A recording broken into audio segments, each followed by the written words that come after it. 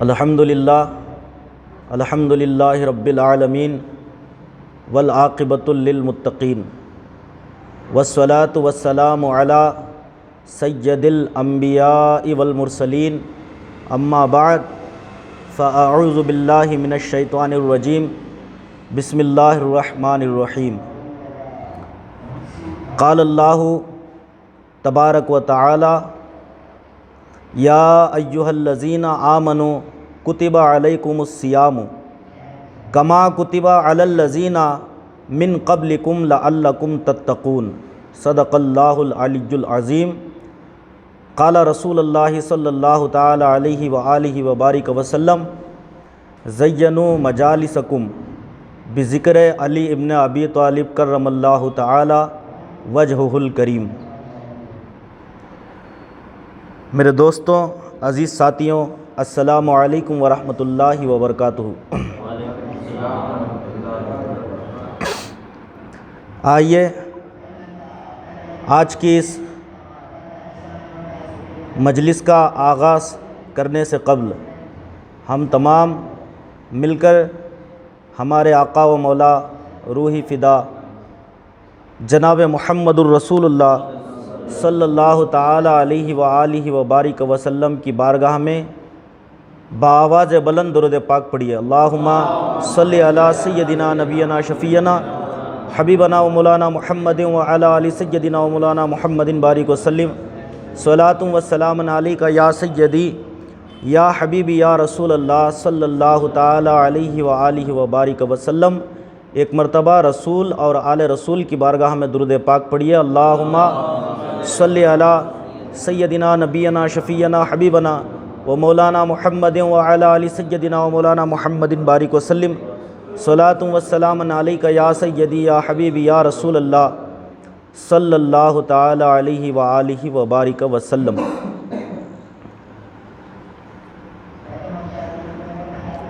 اس مجلس کا آغاز میں میرے پیر و مرشد حضور سیدی سرکار الحاج سید محمد قلندر شاہ پیراں ولی اللہ شاہ قادری قدس اللہ سرہ العزیز کی بارگاہ میں آداب و قدم بوسی کے ساتھ شروع کرتا ہوں۔ میرے دوستوں، بزرگوں، عزیز ساتھیوں، میں نے جس آیت کریمہ کی تلاوت کا شرف حاصل کیا، اس آیت کا سیدھا اور سادہ اردو میں ترجمہ یہ ہے: اے ایمان والوں، تم پر اسی طرح روزے فرض کیے گئے جیسے تم سے پہلے لوگوں پر فرض کیے گئے تھے، تاکہ تم پرہیزگار بن جاؤ۔ اللہ تبارک و تعالی اس آیت میں روزوں کی فرضیت ایمان والوں کو کہہ رہا ہے کہ روزوں کی فرضیت کیا ہے اور روزہ رکھنے کا مقصد کیا ہے۔ اس میں تین چیزیں اللہ تبارک و تعالی ہم تمام سے مخاطب کر رہا ہے۔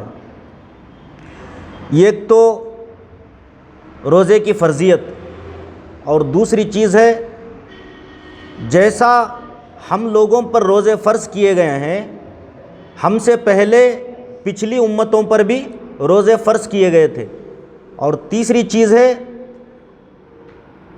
تاکہ تم ان اعمال سے پرہیزگار بن جاؤ، متقی بن جاؤ۔ اللہ تبارک و تعالی اس آیت میں تین چیزوں کی طرف اشارہ فرما رہا ہے۔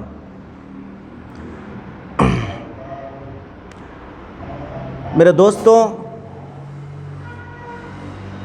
ایک حدیث پاک ہے، اس کو سنتے چلے۔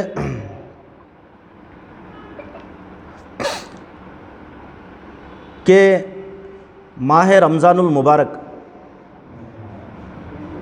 کی فضیلت کیا ہے، اس کی عظمت کیا ہے، اور یہ مہینے میں ہم کیسے اعمال اس مہینے میں بجا لانا چاہیے، انشاءاللہ وہ ہم حدیثوں میں سنتے چلیں گے۔ ماہ رمضان المبارک کی عظمت کے تعلق سے بخاری شریف کی ایک حدیث پاک ہے جس کا نمبر ہے 1896 1896۔ حضرت سہل رضی اللہ تعالیٰ عنہ سے روایت ہے، وہ نبی کریم صلی اللہ تعالیٰ علیہ وآلہ وسلم سے بیان کرتے ہیں کہ آپ نے فرمایا جنت کا ایک دروازہ ہے جس کا نام ریان ہے، کہا جاتا ہے قیامت کے دن سے روزہ دار ہی اس دروازے سے گزرے گا۔ جو دروازہ جنت میں ہے، ایک روایت میں 7 دروازوں کا ذکر ہے، ایک روایت میں 8 دروازوں کا ذکر ہے، اسی میں سے ایک دروازے کا نام ریان ہے۔ اور اس دروازے کی خصوصیت کیا ہے؟ صرف اور صرف اس دروازے سے روزے دار ہی گزریں گے، ان کے علاوہ کوئی دوسرا اس میں داخل نہیں ہوگا۔ آواز دی جائے گی روزہ دار کہاں ہے، تو وہ اٹھ کھڑے ہوں گے، ان کے سوا کوئی دوسرا اس میں داخل نہیں ہوگا۔ جب وہ داخل ہو جائیں گے تو اسے بند کر دیا جائے گا، کوئی اور اس میں داخل نہ ہو سکے گا۔ یہ صرف اور صرف جو جنت کا دروازہ ہے ریان نامی، یہ صرف اور صرف مخصوص ہے روزے داروں کے لیے کہ روزے کی اتنی فضیلت ہے۔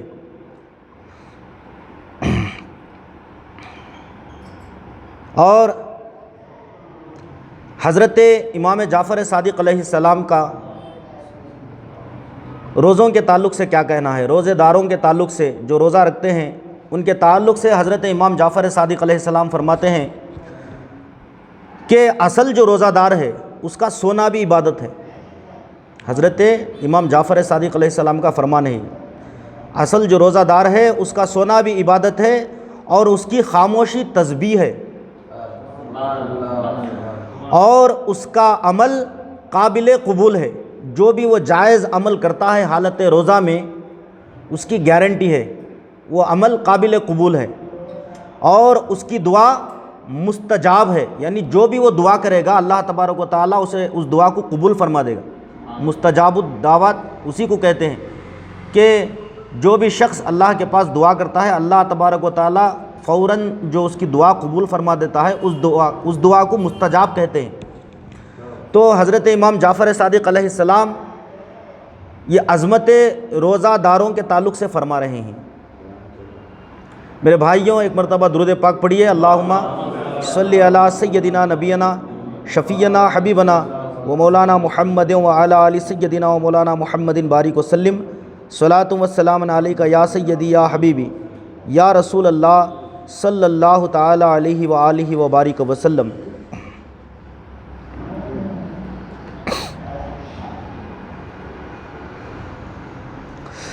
ایک اور حدیث پاک میں سرکار دو عالم صلی اللہ تعالی علیہ وآلہ وسلم فرمایا، جب رمضان آتا ہے، جب ماہ رمضان المبارک آتا ہے تو آسمان کے دروازے مکمل طور پر کھول دیے جاتے ہیں اور دوزخ کے دروازے بند کر دیے جاتے ہیں، نیز شیاطین کو جکڑ دیا جاتا ہے۔ ماہ رمضان المبارک میں جو جنت کے تمام دروازے ہوتے ہیں، ان تمام دروازوں کو کھول دیا جاتا ہے اور جہنم کے دروازوں کو بند کر دیا جاتا ہے، اور جو شیطان ہے بہکانے والا، وسوسے ڈالنے والا، اللہ تبارک و تعالی اسے بیڑیوں میں جکڑ دیتا ہے۔ یہ بخاری شریف کی حدیث ہے اور اس کا سٹیٹس صحیح ہے۔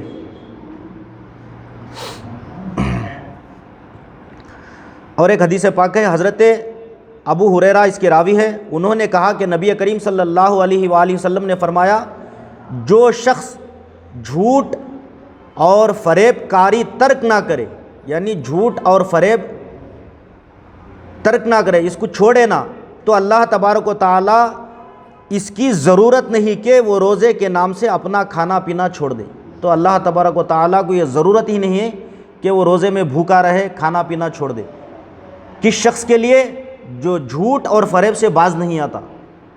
ایسوں کے روزے جو حالت روزہ میں جھوٹ بولتے ہیں اور لوگوں کو فریب دیتے ہیں، دھوکہ دیتے ہیں، تو اللہ تبارک و تعالیٰ ان لوگوں کے تعلق سے کیا کہہ رہا؟ ایسے لوگوں کا کھانا اور پینا، روزے رکھنا مجھے کچھ بھی ضرورت نہیں ہے۔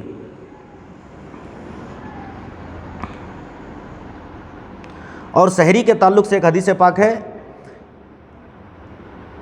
نبی کریم صلی اللہ تعالیٰ علیہ وآلہ وسلم نے فرمایا سحری کھایا کرو کیونکہ سحری میں برکت ہوتی ہے، سحری کا کھانا کھایا کرو کہ سحری میں برکت ہوتی ہے۔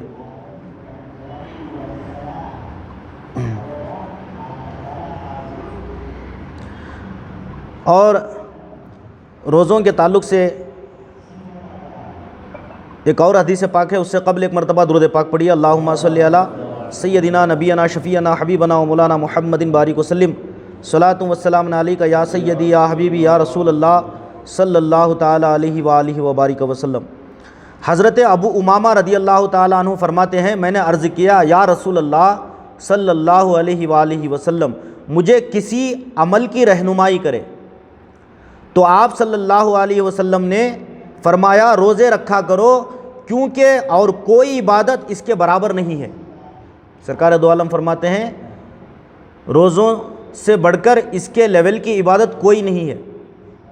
حضرت امامہ کو یہ سرکار دو عالم نصیحت فرما رہے ہیں۔ اور ایک حدیث پاک میں آتا ہے کہ آپ نیک عمل کیجئے، اچھے کام کیجئے تو اللہ تبارک و تعالیٰ اس کا اجر آپ کو دیتا ہے۔ وہ جو کام آپ کرتے ہیں اس کام کے حیثیت کے مطابق اللہ تبارک و تعالیٰ آپ کو اس کا اجر دیتا ہے، اس کے عوض آپ کو ثواب لکھا جاتا ہے۔ لیکن روزہ ایک ایسی عبادت ہے جو کوئی بھی شخص روزہ رکھتا ہے تو اس کا اجر خود اللہ تبارک و تعالیٰ ہے، یعنی اللہ فرما رہا ہے کہ روزے دار کا اجر میں خود ہوں۔ تو روزے داروں کے لیے ایک بہت بڑی خوشخبری ہے۔ ایک اور حدیث پاک میں سرکار دو عالم صلی اللہ تعالیٰ علیہ وسلم ارشاد فرماتے ہیں بہت سارے روزہ دار ایسے ہوتے ہیں ان کو روزے سے بھوک کے سوا کچھ حاصل نہیں ہوتا، اور بہت سارے رات کا قیام کرنے والے ایسے ہوتے ہیں ان کو تھکاوٹ کے سوا کچھ حاصل نہیں ہوتا۔ یعنی سرکار دو عالم یہ کہنا چاہ رہے ہیں کہ بہت سارے روزے دار ایسے ہوتے ہیں کہ سوائے ان کو بھوک کے سوا کچھ حاصل نہیں ہوتا، نہ ثواب حاصل ہوتا ہے نہ ان کو اللہ تبارک و تعالیٰ روزے کے عوض میں ملتا ہے۔ یعنی وہ دکھاوے کا روزہ رکھتے ہیں، بھوک کے سوا ان کو کچھ حاصل نہیں ہوتا، اور رات کو جو تہجد گزار ہوتے ہیں، جو رات کو قیام کرنے والے ہوتے ہیں، ان کو تھکاوٹ کے سوا کچھ حاصل نہیں ہوتا۔ یہ کون سے لوگ ہیں جن کے دل میں انا ہے، جن کے دل میں ریاکاری ہے؟ یہ ایسے لوگ ہیں یہ جتنی بھی عبادت بھی کر لے تو ان کو صرف اور صرف تھکاوٹ کے سوا کچھ حاصل نہیں ہوتا۔ ایک مرتبہ درود پاک پڑھیے، اللہم صلی علی سیدنا نبینا شفیعنا حبیبنا و مولانا محمد بارک وسلم، صلاۃ و سلام علیک یا سیدی یا حبیبی یا رسول اللہ صلی اللہ تعالیٰ علیہ وآلہ وبارک وسلم۔ تو میرے پیارے بھائیوں، اللہ تبارک و تعالیٰ آیت میں فرما رہا ہے اے ایمان والوں تم پر روزے فرض کیے گئے جیسا کہ اگلی امتوں پر فرض کیے گئے تھے تاکہ تم پرہیزگار بن جاؤ، متقی بن جاؤ۔ اب یہاں پر ہم کو سمجھنا چاہیے اللہ تبارک و تعالیٰ اس آیت مبارکہ میں ہم سے کیا کہنا چاہ رہا ہے کہ تم پر روزے فرض کیے گئے۔ یہ روزے جو رکھنا ہے یہ مینڈیٹری ہے، اس سے چھوٹ نہیں ہے۔ اگر کوئی شرعی عذر سے روزہ چھوڑ دیتا ہے تو اس کی بھی قضا ہے روزے کی۔ رمضان کے روزے کسی بھی حالت میں معاف نہیں ہے۔ تو اللہ تبارک و تعالی روزے جو فرض کیا ہے اس کے تعلق سے اور ایک چیز فرما رہا ہے کہ تاکہ تم پرہیزگار بن جاؤ، متقی بن جاؤ۔ اب یہاں پر ہمیں یہ سوچنا چاہیے کہ ہم متقی کیسے بنیں، روزوں میں متقی تقوی ہمارے اندر کیسا پیدا ہونا چاہیے۔ تو اللہ تبارک و تعالیٰ نے ہمیں یہ ماہ رمضان المبارک عطا کیا ہے کہ تم لوگ اس میں روزے رکھ کر بغض، کینہ، حسد، انانیت سب دور رکھ کر اگرچہ آپ روزہ رہتے ہیں تو آپ کے اندر تقوی پیدا ہوتا ہے۔ اور اس سے بڑھ کر ایک چیز ہے کہ ریاضتیں، عبادتیں اور نیک اعمال، اس سے بھی تقوی حاصل ہوتا ہے، بشرطیہ کہ اس میں ریا نہ ہو، دکھاوا نہ ہو۔ تقوی ایک اندر دل کی کیفیت کو کہتے ہیں، یہ کسی کو دکھائی نہیں دیتا ہے، صرف اس کی خبر اللہ اور رسول کو معلوم رہتی ہے۔ تقوی اس چیز کا نام ہے۔ اگر آپ کا تقوی اگرچہ آدمیوں کے سامنے، لوگوں کے سامنے ظاہر ہو رہا ہے تو یہ بظاہر تقوی نہیں ہے، یہ دکھاوا ہے، ریاکاری ہے۔ تقوی کی صرف اور صرف خبر اللہ اور رسول کو ہوتی ہے، اور جو انسان تقوی رکھتا ہے اس کے دل کو ہوتی ہے۔ تو تقوی رکھنے کے لیے اللہ تبارک و تعالیٰ روز شرط کر رہا ہے اس آیت میں۔ اگرچہ تم اللہ تبارک و تعالیٰ کے جو فرامین ہیں اس فرامین کے مطابق اگرچہ آپ روزہ رکھیں گے تو آپ کے اندر تقوی پیدا ہوگا۔ اور ایک چیز ہے کہ تقوی کیسے پیدا ہوتا ہے، تقوی ہمارے دل کے اندر کیسے آتا ہے، اس کو لانے کے لیے ہمیں کیا عمل کرنا چاہیے، کون سا ایسا ضروری عمل ہے کہ جس سے ہمارے دل کے اندر تقوی پیدا ہو جائے۔ تقوی یہ ایک بہت بڑی صفت ہے، یہ جس کو مل جائے وہ انسان خوش نصیب ہے۔ تقوی کوئی معمولی چیز نہیں ہے، تقوی اللہ تبارک و تعالیٰ کی طرف سے ایک انمول نایاب تحفہ ہے۔ یہ سب لوگوں کے اندر تقوی نہیں آتا۔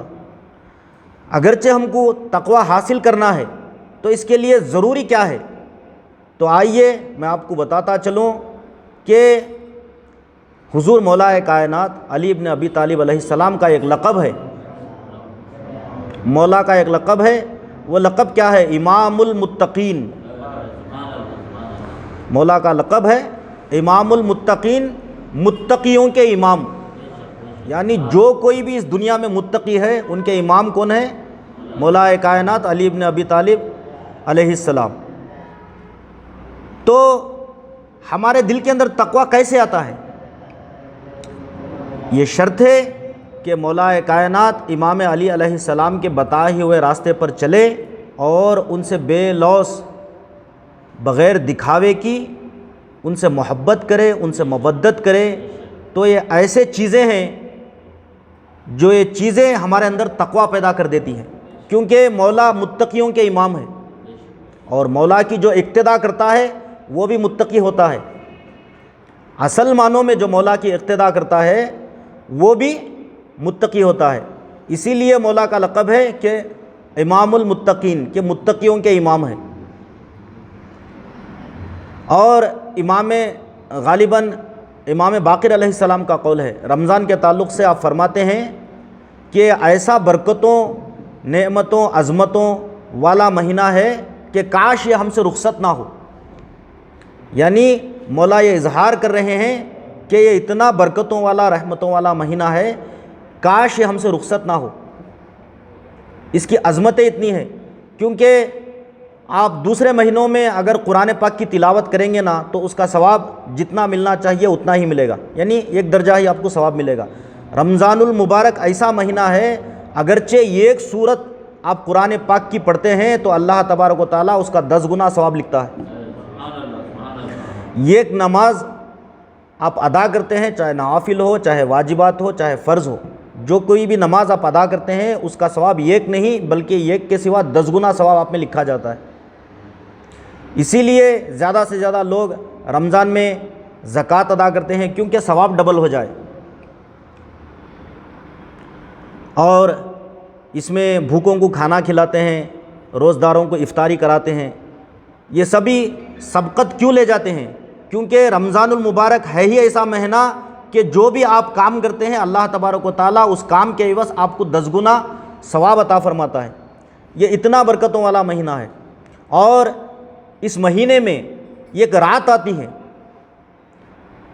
جو رات کو ہم لیلۃ القدر کے نام سے جانتے ہیں، اور غالباً کرناٹک یا دکن میں اسے کہتے ہیں شب قدر۔ اصل اس کا جو نام ہے لیلۃ القدر ہے۔ اللہ تبارک و تعالیٰ قرآن میں فرماتا ہے یہ 1000 مہینوں سے بہتر ہے، یہ ایسی رات ہے۔ تو ایک مرتبہ حضرت ابو ذر غفاری رضی اللہ تعالیٰ عنہ سرکار دو عالم سے پوچھتے ہیں، سرکار دو یا رسول اللہ ہم رمضان المبارک میں لیلۃ القدر کو کیسے تلاش کریں، اس کی علامتیں کیا ہیں، اسے کیسے پہچانیں؟ تو سرکار دو عالم پہلے تو منع فرماتے ہیں کہ اللہ تبارک و تعالیٰ نے اس رات کے متعلق امت کو مجھے نہ کہنے کی تاکید فرمائی ہے، ایسا کرتے ہیں۔ تو پھر کسی بہانے سے حضرت ابو ذر پھر سے پوچھتے ہیں سرکار دو عالم کو، یا رسول اللہ اس رات کے بارے میں بتائیے، یہ رات کون سی ہے؟ تو سرکار دو عالم فرماتے ہیں رمضان کے آخری عشرے میں اس رات کو تلاش کرو، یعنی پہلا عشرہ ہوتا ہے 10 روزوں کا، دوسرا عشرہ ہوتا ہے، تیسرا عشرہ ہوتا ہے، تیسرے عشرے کے طاق راتوں میں اس رات کو تلاش کرو، یعنی کنفرم نہیں بتایا کہ کون سی رات میں لیلۃ القدر ہے۔ 21 کو بھی ہو سکتی ہے، 23 کو بھی ہو سکتی ہے، 25 کو بھی ہو سکتی ہے، 27 کو بھی ہو سکتی ہے، 29 کو بھی ہو سکتی ہے۔ 5 راتوں میں کوئی نہ کوئی رات شب قدر 100% ہوتی ہے۔ اسی لیے یہ جو 5 بھی طاق راتیں ہیں، حتی الامکان اس راتوں میں ہمیں عبادت کرنا چاہیے، اللہ و رسول کی عظمت بیان کرنی چاہیے، اس کا ذکر کرنا چاہیے، ہماری حیثیت کے مطابق حتی الامکان ہمارے ہاتھ سے جتنا ہوتا اتنی اللہ تبارک و تعالیٰ کی عبادت کرنی چاہیے، کیونکہ یہ رات ہم کو حاصل ہو جائے، کیونکہ یہ رات کی بہت بڑی برکتیں ہیں۔ اور ائمہ معصومین اس کے تعلق سے فرماتے ہیں یہ اللہ کے رازوں میں سے ایک راز ہے لیلۃ القدر، اس کی پورے جو اسرار ہیں امت پر نہیں واضح کیے گئے، لیلۃ القدر کیا چیز ہے بول کے۔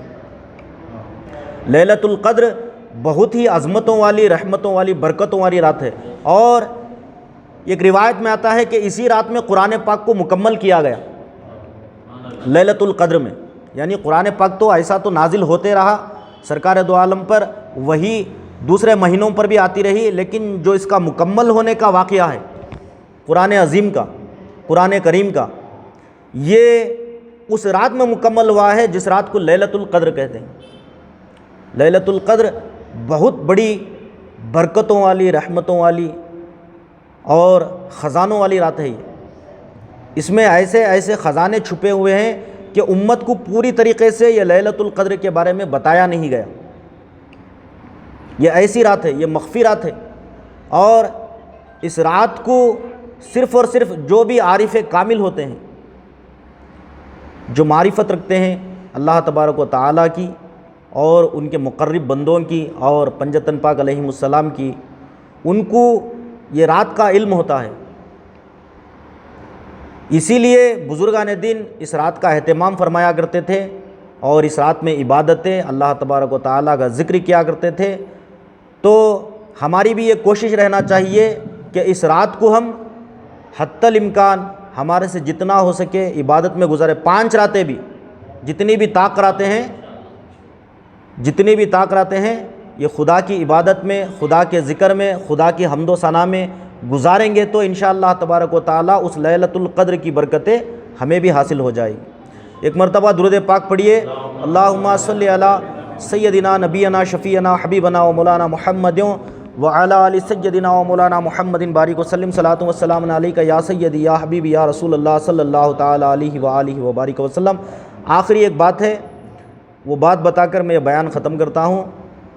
دیکھیے، آپ لوگ نماز پڑھتے ہیں، روزہ رکھتے ہیں، نیک اعمال کرتے ہیں، نوافل بجا لاتے ہیں، اچھے کام کرتے ہیں، ان تمام کا ثواب رکھا گیا ہے۔ ان تمام اعمال کے عوض آپ کو ثواب ملے گا ہی ملے گا، لیکن وہ ثواب کامل طریقے سے کب ملے گا آپ کو؟ جب تک آپ کے دل میں سرکار دو عالم صلی اللہ تعالی علیہ وآلہ وسلم کی محبت اور ان کے خاندان والوں کی محبت نہیں ہوگی تو اس کا کامل ثواب آپ کو کچھ بھی نہیں ملے گا۔ تمام کے تمام، میں اس سے پہلے ایک حدیث سنایا، صرف بھوک کے سوا کچھ بھی حاصل نہیں ہوگا، صرف تھکاوٹ کے سوا کچھ بھی حاصل نہیں، چاہے رات ساری عبادتیں تم کرتے رہو، تھکاوٹ کے سوا کچھ بھی حاصل نہیں، دن سارا بھوکے رہو، بھوک کے سوا کچھ بھی حاصل۔ یہ کون لوگ ہیں؟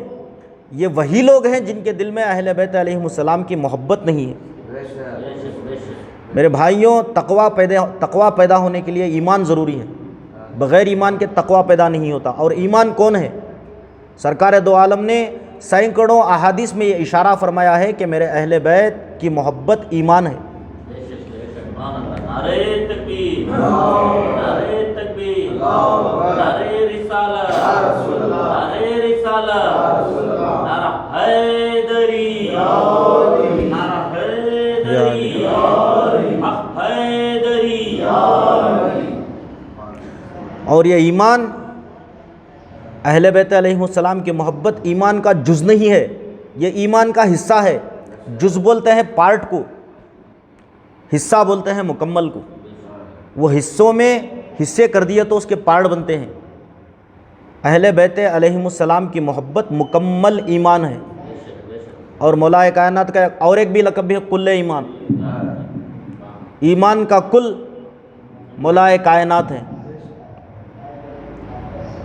जब तक हमारे दिलों में इनकी मवद्दत, इनकी मोहब्बत नहीं होगी, ये क्या भी फोर्सफुली चीज़ नहीं है कि तुम इनसे मोहब्बत करो तो तुम्हारे आमाल कबूल होंगे। ये ऐसी चीज़ है जिसे अल्लाह तबारक व तआला ने जैसे रोज़े हम पर फ़र्ज़ किए हैं, ऐसे ही अहले बैत अलैहिमुस्सलाम की मोहब्बत फ़र्ज़ कर दी गई है।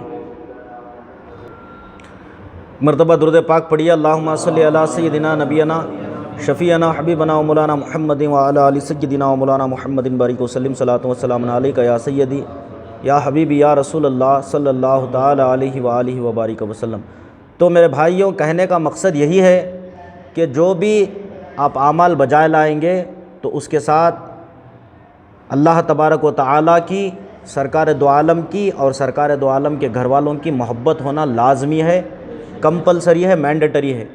जब तक ये चीज़ें आपके अंदर नहीं आएगी, कोई भी आपका अमल ना रोज़े काबिल कबूल है, ना नमाज़ काबिल कबूल है, ना नेक काम काबिल कबूल है, कुछ भी काबिल कबूल नहीं है सिवाय जिस्म के थकावट के और सिवाय भूख के। ये आमाल का असल क्या है? आमाल का असल ईमान है। ईमान कौन है? अहले बैत अलैहिमुस्सलाम की मोहब्बत, सरकार दो आलम की मोहब्बत और सरकार दो आलम के वफ़ादार सहाबा की मोहब्बत। हम वो लोग हैं जो तौहीद को तौहीद का मकाम देते हैं, रिसालत को रिसालत का मकाम देते हैं, और अहले बैत अलैहिमुस्सलाम की विलायत का जो मकाम है वही मकाम देते हैं। ना किसी को ऊपर चढ़ाते हैं, ना किसी को नीचे गिराते हैं। कुछ लोग ऐसे भी हैं जो सहाबा इकराम को अहले बैत अलैहिमुस्सलाम के मुकाबले में बढ़ा चढ़ाकर उठाकर दिखाते हैं। हम लोग ऐसे नहीं हैं। जो भी सरकार दो आलम सल्लल्लाहु ताला अलैहि वसल्लम के वफ़ादार सहाबा है, उनकी अज़मत, उनकी रिफ़त, उनके मकाम व मर्तबे की हम इज़्ज़त करते हैं।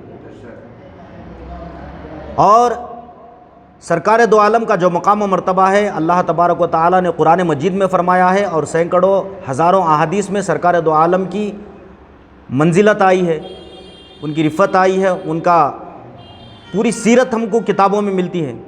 हम उसी के हिसाब से सरकार दो आलम सल्लल्लाहु ताला अलैहि वसल्लम को मानते हैं, ना कि हम सरकार दो आलम को अहले बैत अलैहिमुस्सलाम से कम करके दिखाते हैं, और ना अहले बैत अलैहिमुस्सलाम को सहाबा इकराम से कम करके दिखाते हैं। जिसका जो भी मर्तबा अल्लाह तबारक व तआला ने मुकर्रर किया है, हम उसी मर्तबे के कायल हैं। उसी मर्तबे के हिसाब से हम अहले बैत अलैहिमुस्सलाम से मोहब्बत करते हैं, सहाबा इकराम से मोहब्बत करते हैं, अल्लाह तबारक व तआला से और सरकार दो आलम सल्लल्लाहु अलैहि वसल्लम से मोहब्बत करते हैं। तो मेरे दोस्तों, इंशाअल्लाह रमज़ान में और भी नशिस्तें हैं। इसी माह रमज़ानुल मुबारक के ताल्लुक़ से और इसके मसाइल से, जो भी रमज़ान में जो भी मसाइल आते हैं, मसले पेश आते हैं, उसके ताल्लुक़ से हम बातचीत करेंगे इंशाअल्लाह। आज के लिए इतना ही है। वमा अलैना इल्लल बलाग। अस्सलामु अलैकुम व रहमतुल्लाहि व बरकातुहू।